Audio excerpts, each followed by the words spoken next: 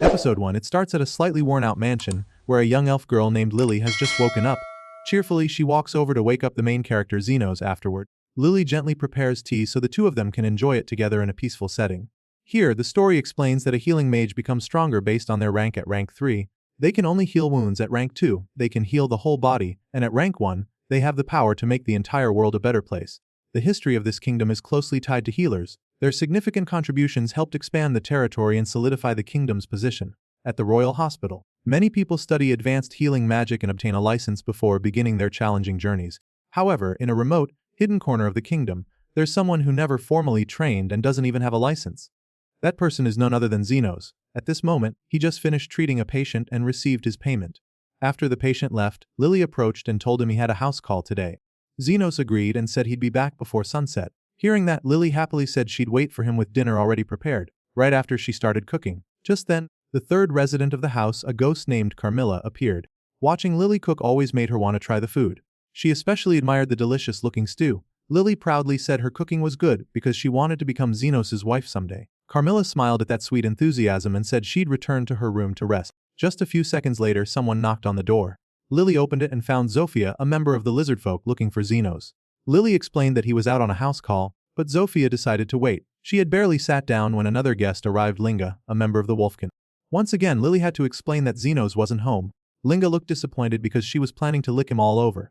Zofia insisted she was here first and told Linga to go home, which only started a full-blown argument. Lily got annoyed and declared that Xenos belonged to her. Surprisingly, that calmed both of them down. Suddenly, a loud noise came from the door and the girls immediately guessed who it was. Lily stepped outside and saw Lou, a girl from the Hawk tribe, had kicked the door down and barged in.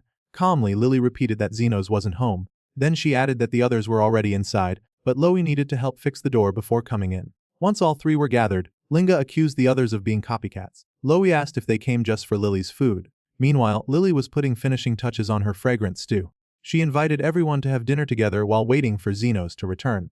A little later, Lily said she was going to hang up the laundry and asked them to watch the stew. The irresistible smell overwhelmed Linga and Loue. They sneaked a taste and soon couldn't stop eating.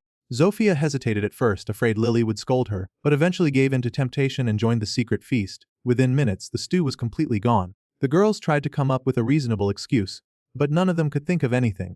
When Lily returned and saw the chaotic scene, she smiled and asked for an explanation, but no one gave a good answer. She kept smiling, this time, with a much scarier smile, and asked them to confess again. The three girls started bickering, but the moment someone mentioned Xenos, they instantly changed the subject. They began comparing who was more attractive. Lily told them to stop, saying that if Xenos saw this, he'd be upset. She also shared that she was really looking forward to having dinner with everyone. Hearing that, the girls felt guilty and offered to help remake the food, but Lily was out of ingredients. Right then, Carmilla suddenly phased through the wall. She looked furious about what had happened. The three girls instantly knelt down and apologized with terrified expressions. While everyone was still panicking, Lily gently suggested that they all go outside together to gather ingredients and cook again from scratch. With just the two of them left, Carmilla scolded Lily for being too soft, but she also admitted that Lily had a very warm heart. As for Carmilla, if anyone dared eat her food, she'd curse the whole lot of them. But that was just her usual way of doing things. Lily softly replied that she was more mature and genuinely hoped everyone could get along. Even so, she wasn't sure if she'd finish cooking in time before Xenos came home. The scene shifts to our main character Xenos, who's now wandering through the town. During his walk, he notices a noblewoman who seems frail and exhausted. Just a few seconds later, a man showed up, furious that the girl had left without telling him. Turns out he was her master. She explained that she had a stomachache, went to the hospital, but couldn't get treated because she had no money. The man didn't care. He grabbed her hand and dragged her away, saying that wasn't an excuse to skip work. He dragged her to a cemetery and threw her hard onto a grave. This violent act unintentionally awakened an evil spirit, which began to possess the girl's frail body. While this was happening, the master kept cursing and insulting her, even stomping on her stomach without mercy. After that, he turned to leave, not wanting to waste time on what he saw as nonsense. But after just a few steps, he stopped and turned around, sensing something strange. By now, the evil spirit had fully taken over the girl. She lunged at him with claws and slashed a deep wound into his belly. Now completely possessed, she went berserk and lost all control. Terrified, the man ran for his life. While fleeing, he ran into Xenos. He immediately begged for help, saying his slave had gone crazy and was attacking him. Acting all innocent, he asked Xenos to defeat the girl for him. He promised a generous reward. Xenos began asking questions, wanting to investigate more. He asked why they were at the cemetery. The man vaguely replied that he was harvesting something, then tried to push Xenos to eliminate the girl, claiming he was seriously injured and needed a hospital. Just then, the girl attacked. Xenos quickly shoved the man out of the way to avoid the strike. The girl then picked up rocks and threw them repeatedly, but Xenos dodged with graceful, practiced movements. Impressed, the noble admired Xenos' skill and begged harder for him to kill her, but Xenos flat out refused. Because he doesn't kill people. The noble got angry and shouted that if nothing was done, he'd be killed. Besides, as a noble, he could always replace the slave girl. Still, Xenos firmly declined. He's a healer, someone who always tries to save lives. Seeing that the small rocks weren't working, the girl picked up a massive boulder and hurled it with incredible strength. Xenos reacted instantly, wrapping his arm in magical energy and smashing the rock to pieces with a single punch. The noble stood frozen, unable to believe a healer had such terrifying power. The battle continued. Xenos noticed that the girl was far quicker than an average demi-human. But as she closed in to strike, a magical barrier suddenly appeared, launching her into an old building. It collapsed and ended up trapping the noble underneath. Xenos then walked closer. He calmed the girl and used healing magic to drive the evil spirit out of her body. Once she returned to normal, he perfectly healed all her injuries. A little later, the noble crawled out from the rubble and witnessed everything Xenos had just done. Realizing Xenos was truly a healer, he begged for help. But Xenos coldly refused. He was off duty. If the noble wanted immediate treatment, he'd have to pay a huge fee. The noble quickly tossed a pouch full of sparkling gold coins. But Xenos still thought that wasn't enough. Offended, the noble argued that the money exceeded market rates and accused Xenos of extortion. In response, Xenos gave a slight smile and casually revealed that he was just an unlicensed back alley healer. He had no official license. He even joked that his work was basically grave digging with extra steps. Hearing that, the noble immediately denied everything and acted like he didn't understand what Xenos meant. That's when Xenos remembered the man had mentioned harvesting earlier. But he didn't care enough to press further. Instead, he made another offer. The noble could hand over the girl in exchange for treatment. The noble agreed without hesitation. After getting healed, he handed Xenos the gold and the ownership papers for the girl. Xenos sat down beside the unconscious girl. He waited until she woke up. When she opened her eyes, he politely introduced himself and told her that he had purchased her. He also asked how to properly pronounce her name. The girl replied that her name was Tur. Right after, Xenos suddenly asked her to undress. He explained that since she was quite expensive, he needed to check if her body was in stable condition. Tur blushed but followed his request, only removing the top part of her clothes. Xenos stepped closer and gently placed his hand on her to examine her condition. Instantly, he discovered she had gallstones. The condition had caused inflammation of the bile ducts. Her poor posture had led to frequent abdominal pain, and the jaundice he had noticed earlier confirmed it. Without saying much, he used healing magic to completely remove the gallstones in just a moment. Once everything was done, Tur nervously asked what he had just done. Xenos casually replied that he operated, removed the stones and stitched her back up. No magical circles, no incantations, and not a single trace left behind. She was stunned, while Xenos said any healer could do it. For him, it was just routine work. Tur bowed her head in gratitude for his help, but she also felt unsure about how to repay him. Xenos told her she'd need to work to pay back the life debt. Without hesitation, Tur expressed her resolve. She said she'd do anything he asked, since she now belonged to him. Xenos asked if she knew where to find a certain herb he needed, and she quickly led him to the place. After they collected the herbs, Xenos declared her debt fully repaid. Tur still didn't feel satisfied, but Xenos insisted that he valued fairness in giving and receiving. From now on, he said he was returning her freedom, and emphasized that her life now belonged solely to herself, no longer owned by anyone. Hearing those words, Tur became emotional and confessed that she still didn't know what she wanted to do with her life. But once she figured it out, she promised she'd come back and tell him. Xenos gladly agreed. Before leaving, he added that if she ever got hurt again, she could still come to him, of course not for free. Xenos returned home and was welcomed by Lily, who happily announced that dinner was ready. The other girls had just finished gathering the ingredients. He didn't say anything, just quietly walked to his seat. From the corner, Carmilla peeked out and teased that he looked happy after meeting a special girl. But Xenos simply told her not to bother him. Just then, Lily came over and said she'd prepare a big feast. But first, she would make tea for the two of them to enjoy. That simple offer made Xenos smile and he accepted. Episode 2 transitions to Xenos' past, back when he was still part of an adventurer group. One late night, the group's leader, a guy named Aston, handed him a shiny gold coin. Seeing Xenos completely stunned, Aston sneered and said, "It's not surprising at all that you don't recognize it. A precious reward like this is something a piece of trash, like you would never get the chance to even lay eyes on in your miserable, pathetic life." Because lately he hadn't been able to do anything useful. They didn't need him anymore. Xenos tried to protest, reminding them that they once said they were close friends. But his words only made Aston and the others burst into mocking laughter. Aston sneered that Xenos was still as stupid as he had been as a little kid. To Aston, Xenos was nothing more than a lowly beast, a foolish animal that thought being fed made him part of the group. But now things were different. They had become one of the most famous adventurer groups in the region, so they no longer needed him. Xenos tried to argue that it was thanks to him they became strong, but Aston cut him off coldly, refusing to let him take any credit, claiming he had learned healing magic by himself. Aston said they needed to attract the attention of wealthy nobles, and they couldn't keep traveling with a stinking, filthy guy from the slums like Xenos anymore. Finally, Aston said the gold coin was a farewell gift, since with it, Xenos could go wherever he wanted. However, he also warned him never to tell anyone he had once been a member of the Golden Phoenix, making Xenos bitterly realize that the gold coin was nothing more than a dirty bribe to shut him up. With no more words to fight back, Xenos bitterly accepted and turned to leave. Meanwhile, Aston and the others kept laughing at him in utter humiliation. Elsewhere, at the same time, a pair of smugglers were holding a tiny elf girl with the cruel intent to sell her on the black market. That girl was none other than Lily. The little girl struggled fiercely to avoid being captured. Eventually, she broke free from the smuggler holding her and began a desperate escape. But in her panicked flight, she was shot in the leg with an arrow, making it impossible to run any farther. When the smuggler grabbed her again, Lily bit his hand hard, but that only made him angrier, and he pulled out a knife, ready to stab. Right at that moment, Xenos happened to pass by and witnessed the horrific scene. Seeing Lily bleeding heavily, he couldn't help but feel deeply worried. The two smugglers bluntly declared that the girl was their valuable merchandise. Faced with the situation, Xenos immediately decided to hand over the gold coin to buy her. The leader accepted it without hesitation, since the amount was much more than they could earn by selling her. They left right away without a single complaint. As they were leaving, Xenos overheard the woman among them whispering to her companion about making the most out of the dying elf girl's value. At that moment, Lily weakly murmured that she was dying, but Xenos stayed calm, gently reassuring her that he could easily heal her wound. After casting the healing spell, Lily whispered that it was too late because she couldn't even feel any pain anymore, but Xenos calmly explained that it was because she had already been completely healed. Hearing that, Lily immediately stopped pretending to be in pain. Seeing her wound had vanished, she couldn't help but be amazed, having been completely convinced she was going to die. Witnessing such a miracle made Lily even more curious about how Xenos had saved her. Xenos simply answered that he was a healer. He just needed to pull out the arrow, heal the damage, and close the wound. Hearing this, Lily burst into tears, crying and thanking him. And it was at that very moment that the two of them learned each other's names for the first time. After that, Lily mentioned the gold coin, but Xenos just chuckled and told her not to worry about it, silently thinking that the coin was the last memento from Aston, something he no longer wanted to keep. Lily innocently asked if he was a famous healer, but Xenos shook his head and honestly said he didn't even have an official license. Everything he knew was self-taught. When asked where he lived, Lily sadly replied that she had no home. At that moment, her stomach growled from hunger. Seeing this, Xenos gently said the first priority was to find her some proper clothes and something to eat.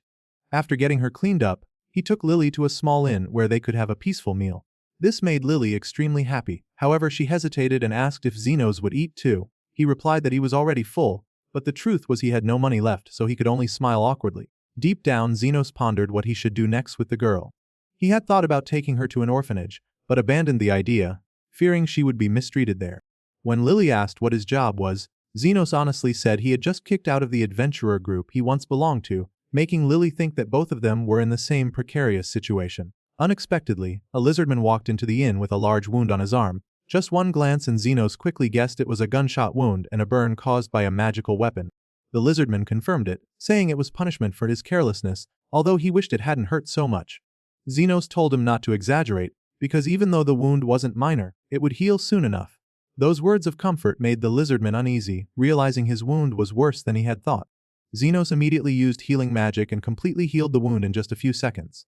The lizardman instantly asked who he was, and Lily quickly chimed in, introducing Xenos as an incredibly skilled healer. The guy believed it right away, impressed by his outstanding ability. He stepped forward, handed over a few coins as payment, and left with sincere gratitude. Xenos smiled and said that, just like you pay for food at a restaurant, healers should also charge for their healing services. Lily found this completely reasonable, then suddenly remembered that she had thanked him when he saved her. To her, it was only natural to be grateful when someone helped you. Right at that moment, Xenos made an important decision. He would open a small healing clinic. Hearing words of thanks had made him truly happy, because no one had ever thanked him before. However, living in the poor slums, he couldn't get a proper license, and he felt that going through the official procedures would be extremely difficult. So in the end, he had no choice but to work underground as an illegal healer. Lily immediately got excited about the idea and eagerly offered to help at the clinic. But Xenos worried because what he was about to do was against the law, and he didn't want to drag an innocent child like her into something illegal. However, Lily slyly reminded him that since he bought her, he was now her master. Seeing Xenos still hesitating, she teased that maybe he bought her just to throw her away. Xenos hurriedly told her not to say things like that, as it could cause unnecessary misunderstandings. In the end, he agreed to let her stay by his side, but only until he could find her a truly safe place. Lily felt greatly relieved and said she would serve all her master's needs. Xenos reminded her to be more careful with her choice of words. Afterward, the two of them headed to a deserted, rundown area because if they were going to open an underground clinic, it needed to be somewhere discreet. Xenos knew there were still a few houses around here that were intact. After a careful search, they arrived in front of an abandoned mansion that still looked pretty solid. Lily instinctively clung to his shirt and nervously said that monsters often lurked in creepy places like this, and if they ran into a ghost, they'd be doomed. Xenos calmly asked what a ghost was. Lily explained that it was a powerful monster that couldn't die, could kill or enslave people with just a touch. Before stepping inside, Lily asked him to wait and began chanting, creating a small glowing orb of light. Seeing his surprise, she confirmed that she could use magic, though only simple spells. Thanks to the light from the orb, they could see much more clearly inside the mansion. Xenos felt the place wasn't bad at all, because back when he was adventuring, he usually had to sleep outdoors, so a place like this already felt luxurious. He then inspected the pillars and found they were still sturdy, meaning the repairs wouldn't be too difficult. Lily commented that Xenos was a very optimistic person, and he didn't deny it, because after losing everything, even the smallest blessings now felt precious to him. Suddenly, the thing Lily feared most appeared. A ghost materialized out of the gloom. Just as it was about to attack, Xenos instantly cast a healing spell to create a shield, all while maintaining an impressive calmness. He told Lily that if it was really a ghost, he had already defeated hundreds of them before, because every time Aston got mad and needed to vent, he would cruelly throw him into a dungeon full of undead monsters. That's how Xenos discovered that healing magic was surprisingly effective against them. Lily was amazed that he had survived such horrors. Xenos then turned to the ghost and said this was the only place he could stay. So if it didn't mind, could they stay here? The ghost looked absolutely furious, as if deeply insulted. It lunged to kill him, but as soon as it touched him, it instantly recoiled, sensing the terrifying threat from his healing magic. Furious, it shrieked that no mortal had ever dared to enrage it like this before. It declared its name was Carmilla, Queen of the Ghosts. Then she immediately summoned her minions to attack. Xenos just sighed heavily, because he had really wanted to settle things peacefully at first. But with no choice, he unleashed a grand heal spell, a powerful magic that wiped out all the minions in a flash. Carmilla was utterly stunned and asked who he was. But Xenos simply replied that he was just an illegal healer. Then he apologized and asked if they could just use one room for treating patients and another small room for sleeping. Carmilla agreed, allowing them to use the first floor, while she would keep the second floor as her domain. Xenos sincerely thanked her for her generosity. As the ghost withdrew, Lily watched her go and hesitantly said she didn't know whether to feel happy or sad. After that, they got to work fixing up the place, trying to make the clinic look a bit more welcoming and tidy. Lily even suggested going out to promote it, since she wanted to show off the nurse uniform they had prepared. However, Xenos looked worried, because if they weren't careful, the official hospitals might find out about them. Even so, he told her not to worry too much, because he believed customers would come to them naturally. And sure enough, just a few seconds later, the lizard men they had treated earlier showed up again. Xenos smiled and said he had already predicted this, because with the kind of burns caused by magical weapons, it definitely wasn't something a normal person would have, and people like that had good reasons to avoid official hospitals. The lizardman introduced himself as Zond and asked if Xenos could heal his older sister. And that's how they met Zofia. The girl showed her badly damaged arm, injured by a magical bullet. Xenos quickly assessed that the bullet was still inside and the toxins were slowly rotting the flesh. Zofia was amazed that he could figure out so much with just a glance. Xenos mentioned that he had almost become a test subject for cruel experiments once. Thinking about it now, he felt determined to get his revenge someday. Pushing aside those grim memories, Zofia asked if he could heal her. Xenos calmly explained that most of the arm had already necrotized, so the best option was to amputate it before the toxins spread further. Zofia sighed but accepted. She then asked how much the surgery would cost. Xenos replied that it would be 1 million yen. The first to react angrily was Zond, furious because he thought the price was outrageous just to cut off an arm. Zofia told her brother to calm down and sarcastically joked that this doctor clearly had no heart. She asked if he charged such a high price because he didn't know she was Zofia the Tempest. Xenos remained calm, showing no surprise, but deep inside, he realized his very first customer was a big fish. He knew very well that Zofia was one of the most famous leaders in the slums, head of the lizardman gang and a heroine to the poor. Someone who robbed greedy merchants to help those in need. Zofia demanded an explanation for why he dared to charge 1 million yen just to cut her arm. Before she could start threatening him, Xenos quickly interrupted, explaining that he wasn't just going to amputate but would actually regenerate an entirely new arm, and that the process was extremely exhausting and energy-consuming. He also emphasized that he didn't work for free. No matter how important the client was, he expected fair payment. Zofia asked again, thinking he was joking, because no healer she knew had ever been able to regenerate a limb. This surprised Xenos a little, and he realized she truly didn't know about high-level healing magic. In the end, Zofia agreed to let him perform the surgery.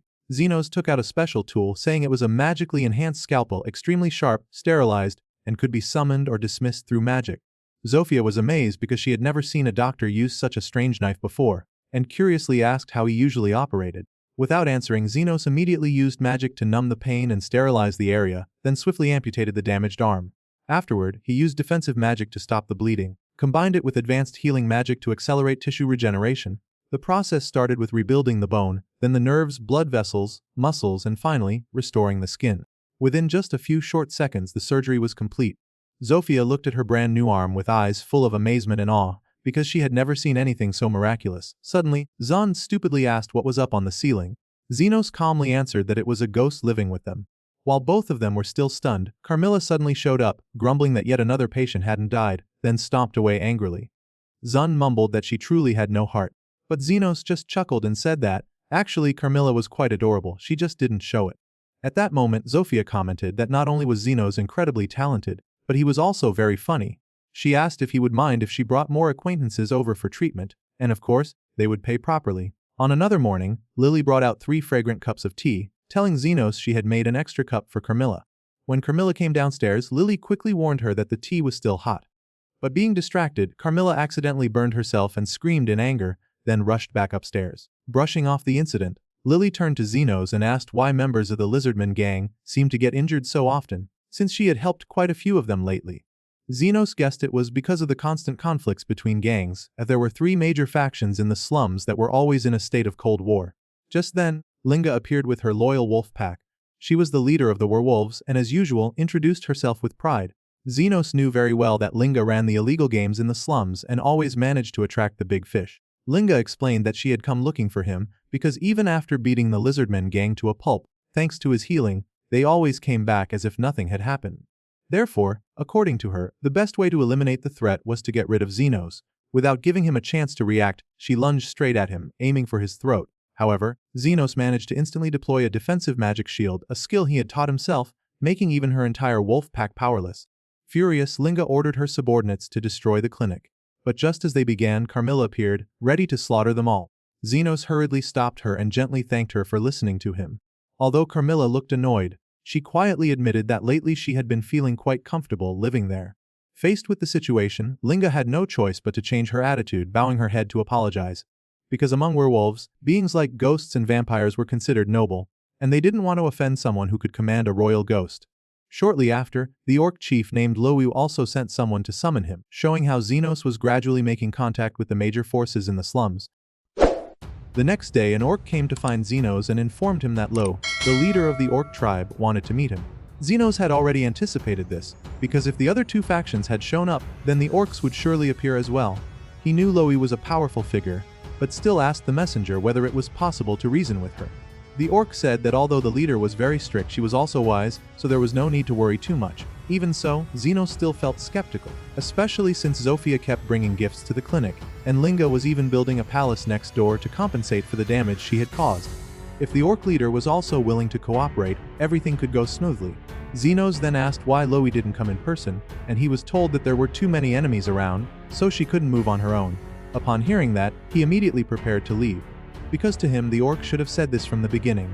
They went to a cave, the leader's dwelling place. Xenos asked how she knew about him, and Lowy said it was obvious, since he was now famous throughout the slums. Both the lizardmen and the werewolves were whispering about a great healer, whose name they didn't even dare to speak, so she had sent someone to investigate. Lowy asked if it was true that he treated people at reasonable prices, and he confirmed it, saying he was tired of working for free. She revealed that she couldn't leave the place, and he wanted to know why. Xenos wasn't sure if this was some kind of test, but still agreed to examine her. He activated his scanning skill to inspect her internal organs and found something in her abdomen. He guessed it might be a magic stone, and she confirmed it was an extremely powerful explosive spell. When he asked why it was in her stomach, Lowu confessed that she mistook it for a rice ball and ate it.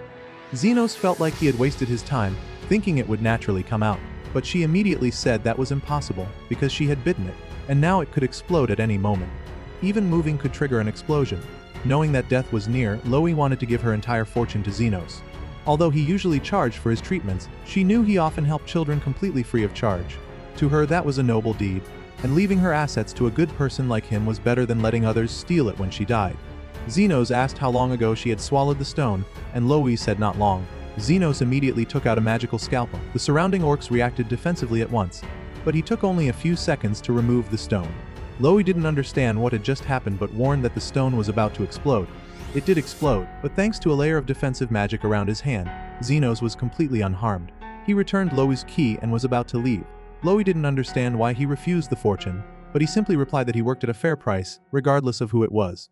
Even so, she still wanted to thank him by having someone guard his clinic 24/7 or inviting him to a meal, but Xenos declined. A few days later, Lily seemed quite upset because Zofia Linga and Lou kept visiting Xenos. He didn't understand what was going on, but Carmilla explained that the three of them were clearly infatuated with him. Although he didn't believe it, Carmilla insisted it was true and said the three factions might even start a war over their love for him. As expected, the next day Zofia arrived and declared that she would wage war on the other two factions and wanted Xenos to become her ally. Linga did the same, and so did Lowu. They even brought countless gifts to win him over. However, it was clear that he didn't want to get involved in any of it.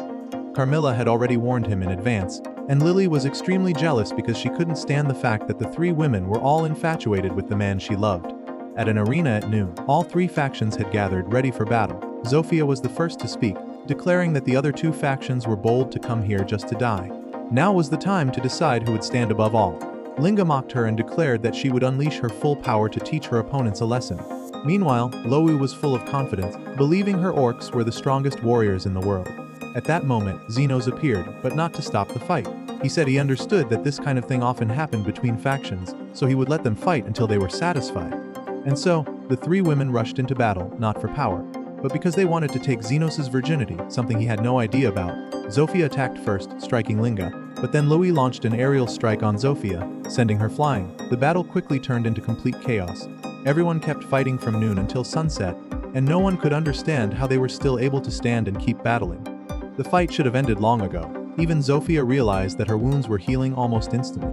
At that moment, Xenos spoke up and reminded them that he wasn't there to stop the fight, but that he was a dark healer, so he would continue healing everyone, which meant they could fight forever. Zofia felt stupid for not realizing it sooner.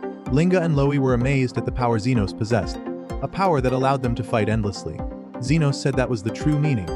If they kept seeking revenge and fighting, the cycle would never end, because he would always heal them, but he would charge full price each time. Hearing that, all three leaders realized they shouldn't continue such a meaningless battle.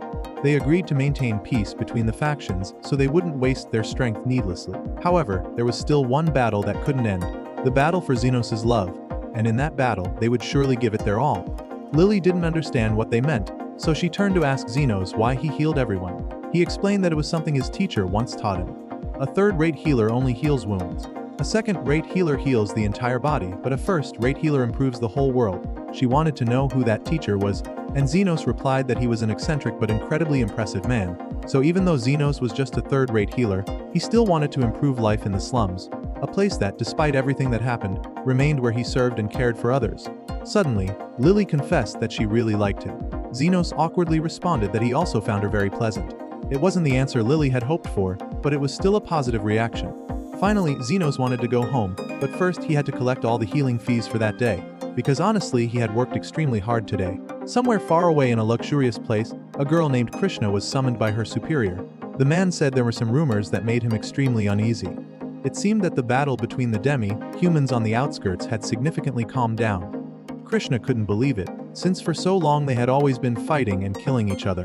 But her superior confirmed it was true, and said the kingdom prospered thanks to the class system. The nobles stayed at the top, while the poor classes were free to slaughter one another. That was what maintained the balance. But if those poor people united and formed a single front, they would become a major threat to the nobility. So the Night Order had to begin monitoring everything closely to protect both the king and the capital. Krishna still couldn't believe that the three demi-human factions could actually ally, and she was even more shocked to hear rumors of a fourth power joining them. Her superior also found it hard to believe, since those three leaders all known for being uncontrollable. However, based on what he had seen and heard, he could no longer rule out any possibility. The current situation posed a serious threat to the state, and he couldn't assign this task to regular soldiers. So, he decided to entrust the investigation to the vice commander, Krishna herself. She immediately promised that if the key figure truly existed, she would eliminate him right away. Meanwhile, back home, the three girls were using every means to seduce Xenos with their bodies, which made Lily feel deeply insecure because she couldn't compare to them. At that moment, Xenos had just finished treating Zofia, who had returned from another mission. She was originally a thief but claimed that she never stole from innocent people. However, because of her shady behavior, she was now being closely watched by the Royal Knights. It was because she had been chased last night that she got injured. When Xenos asked if the wounds on her arms were caused by the Knights, Zofia confirmed they were. The last time she was caught was when sneaking into a noble's mansion. Her younger brother had also been injured by someone known as the Steel Rose. That was Krishna, the vice commander, who was infamous for her ruthlessness and brutal battles that felt like hell. Carmilla said it would be very dangerous if Xenos caught the attention of someone like Krishna, but he was quite confident, thinking he was just an unknown healer not worth noticing. Carmilla emphasized that her instincts with spirits were always accurate and warned him to be careful. To ease the tension, everyone decided to have a shared meal, and so the whole group enjoyed a cheerful dinner together. When Carmilla was about to go upstairs to rest, she reminded Xenos that he was the only one in the capital capable of controlling the 3 human leaders from the outskirts. Xenos understood that. He only hoped that no more troublesome people would appear, but Carmilla seemed to sense that he had just sealed his fate. At that moment, Krishna had arrived in the slums. She was shocked how strangely peaceful everything was. She approached a lizardman and said it had been a long time since she returned here, and she was truly surprised to see all 3 factions getting along. The lizardmen said they had finally realized that no one was as bad as they looked, and that was why they could now live in harmony. Krishna asked what had brought about this peace, but the lizardman hesitated because he didn't know her true identity. In the end, he wanted to leave and said that the person behind all this didn't want any attention. Krishna immediately warned that if he didn't speak, he would regret it. Still, the lizardman remained silent, which astonished Krishna because of his loyalty. Just then, Zofia passed by, forcing Krishna to retreat. As she fled, she noticed that the wounds on Zofia and her brother's arms, which had been very serious, were now nearly fully healed. It was incredibly strange. However, Krishna had to put the matter aside for now to retreat safely, since this place was dangerous for her, and she got lost. Back at the clinic, Xenos suddenly felt a chill, and just then, a stranger appeared saying she only came to ask for directions home. It was Krishna. Her only weakness was a poor sense of direction. Lily came out to greet her, thinking she was a new patient, but Xenos said she wasn't. However, everything suddenly changed when the woman unexpectedly thanked him, then released a poisonous gas straight at him.